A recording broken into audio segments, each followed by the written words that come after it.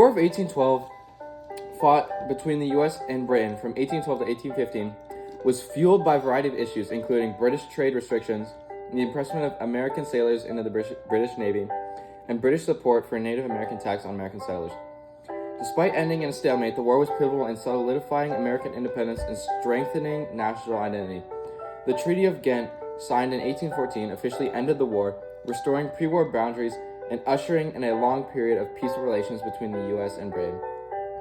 During conflict, the Hartford Convention from 1814 to 1815 brought together New England Federalists who were dissatisfied with the federal government's handling of war. Some of them even proposed secession, which damaged the Federalist Party reputation and contributed to its decline. Meanwhile, technological advancements were shaping the future. In 1818, Eli Whitney invented the first practical milling machine, revolutionizing manufacturing by allowing the production of interchangeable parts, which boosted U.S. industrial growth. In 1819, the U.S. Capitol, partially destroyed by British forces during the war, was rebuilt and completed, symbolizing the nation's resilience. However, soon after the war, the Panic of 1819 struck, causing widespread financial instability, bank failures, and high unemployment. This marked the first major financial crisis in U.S. history, caused by a post-war economic downturn and speculative excess.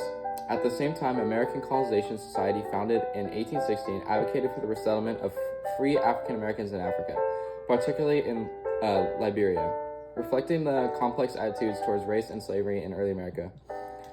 In 1810s also saw a rise of the Second Great Awakening, a religious revival movement that inspired social reforms such as abolitionism, temperance, and expanded access to education. In 1815, the Battle of New Orleans, led by General Andrew Jackson, ended in a decisive American victory, boosting national pride and Jackson's political career. Even though the war technically ended with the Treaty of Ghent, finally the Missouri Compromise of 1819 allowed Missouri to join the Union as a slave state and as a free state, temporarily easing sectional tensions over slavery. These events collectively shaped the political, economic, and social landscape of the early 19th century.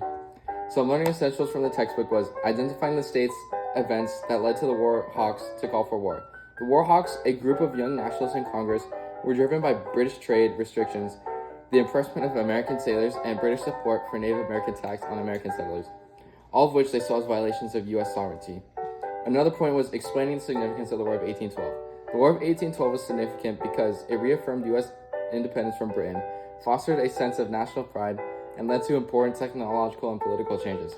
The war also helped define the future course of American foreign policy and internal development.